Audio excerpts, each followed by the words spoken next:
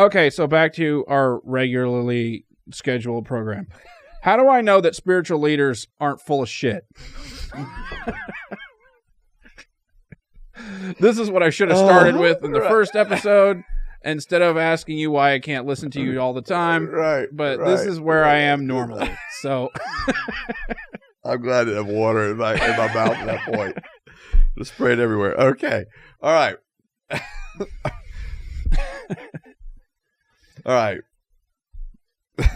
Basically what you're asking is, why should I listen to people if they're just full of crap? Yeah. That's what you're asking. That's paraphrasing, but yes. Okay. Oh man. Wow.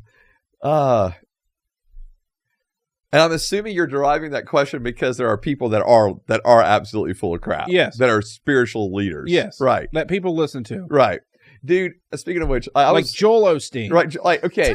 I was watching this. Bringing him back to the podcast. Joel Osteen, or like, like the prosperity gospel preachers. Yes. Like the health and wealth people. Yes. They're just the worst. Mm-hmm.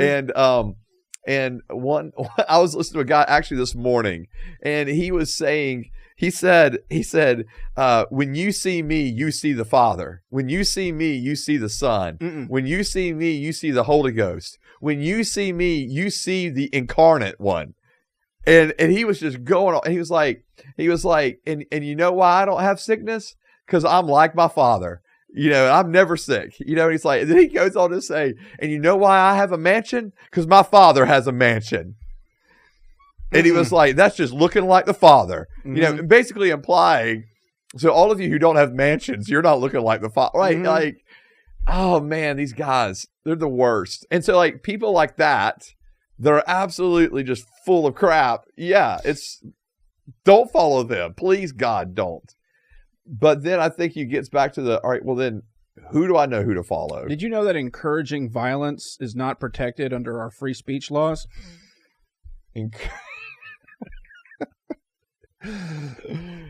Anyway, just wanted to throw that in. Throw that out there. I'm not. Was I encouraging violence? No, I was gonna. Okay, you're. Yeah. Yeah, let's don't encourage violence. No. Yeah. Okay. Yeah. All right. So yes. So, but yeah, I mean, regularly scheduled program. Back to it. All right. So I get that you're saying like the fact that there are people out there like that. Then who do I even know who to trust? Right. Right. And I do, man. And that's.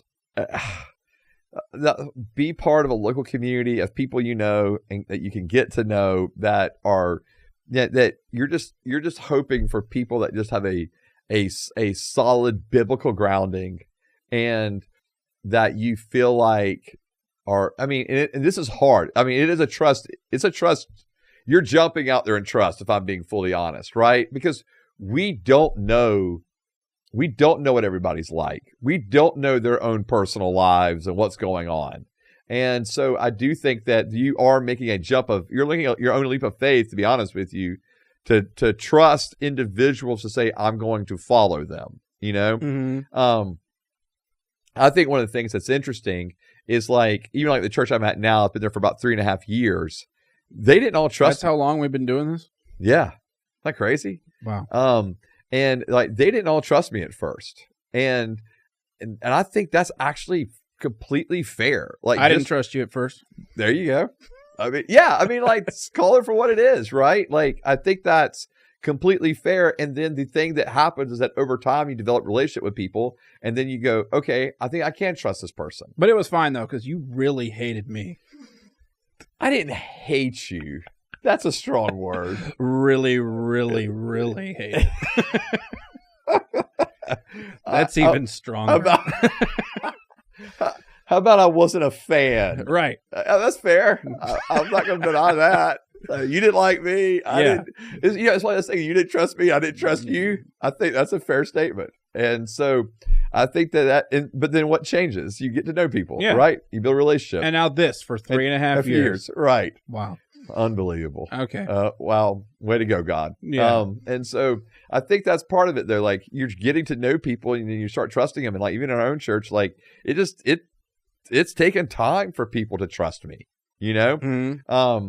And I think that's a completely okay statement, right? Like, one of the things that I've even asked a couple of our board members, this year, and part of my kind of evaluation is like, do you consider me trustworthy? Like, am I a trustworthy person? Because that's a big deal. Like, do you trust me? And the answer has been yes, but like, one of them was like, well, yes, but that answer wouldn't have been yes from point one, right? And it shouldn't have been a yes from point one. Like, there's a sense of developing trust. Here's my point. When we're talking about spiritual leaders, we do want to find people that we do feel like, man, they're the real deal. We can trust them. They're solid biblically. They're solid in the way they're setting an example to lead. And I think this gets back to what Paul was telling Timothy in Scripture. Paul's telling Timothy, set an example. Set an example by your conduct and by your words. Set an example, basically in your conduct and in your doctrine, or your conduct and your teaching. Set an example there and allow people to trust you based on those things. And I think that's what has to happen. And so that's part of getting in a community and developing trust, with people. Man, this always comes back to community with you. And people knowing people and trusting people. And right. Because here's the deal. Like, I'm not going to ever... It takes too long. But like, I'm not going to recommend like, oh yeah, go follow this person who's a big name on Facebook. I don't know them, right? Like, I can't say that, oh yeah, definitely take what I don't know them. And even their teaching may be okay, but I don't know what their life is like in terms of their character, right? Like, I don't know how they treat their wives or their children. You read books from people you don't know. I do read books. But I'm not going to, but here's what I'm not going to do, because I've learned not to do this, because I've done it before earlier on. I am not going to stand up and say, this person, right? You're going to say this book. I'm going to say, or I, to be honest with you, I don't quote. There's not many people I quote from the pulpit, and if I'm quoting them, they're usually dead, and so it's a C.S. saint. Lewis. It's a saint of old, right? Right. And that's it. You've got to be C.S. Lewis or older, maybe Tozier. We'll go Tozier. Tozier. Yeah. A.W. Tozier. Oh, he wrote a book. Yeah. He wrote a lot of books, but yes. Yeah. Wrote a book, Pursuit of God. So I think you have read it or are reading it. I don't remember. Yeah. And so anyway, my reading retention is terrible. That's okay. But yeah, I mean, like, my point is, like, so I had a and I may have mentioned this before, like, I had a campus pastor, and one of the things he would say to us is, read the dead people. They'll never disappoint you. And and I think that's it's true. Like, I've gotten to where, man, I used to talk about like individuals like Ravi Zacharias or those kind of, like, and man, like people that I would trust, and then you find out these horrible things about them and their own personal lives, even though their own teachings were, in many ways genius level. Like that they were ugly? No, not that they were ugly, that they did ugly things. How about that? Okay. That their life was full of hidden sins. And I think for me, that's the part where I've way backed off of, when I'm talking from the pulpit or in a class, mentioning certain names, unless I really know them and trust them. But even then, it's like, at this point, I've gotten to where, man, I don't know. That's hard. Yeah, that's hard. So, but yeah, I mean, what? Because I don't know what. Here's the crazy thing. Most pastors are awesome. That's the thing. Like, most pastors in the local churches are awesome. Do you know most pastors? I don't know most pastors. I don't.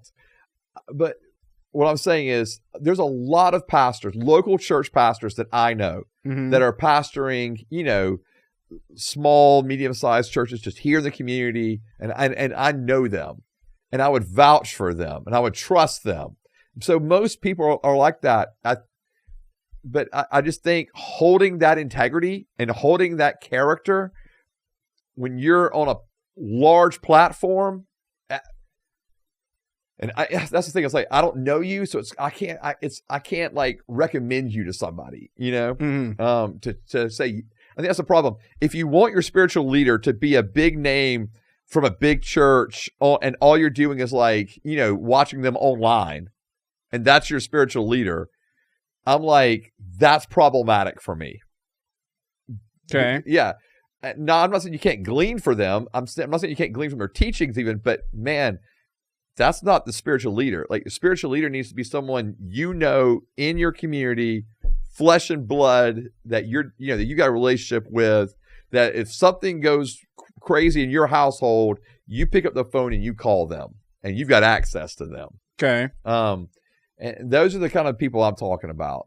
And so that's why I would hesitate to say, yeah, don't let your spiritual leader be some like online person, right? Or big name person.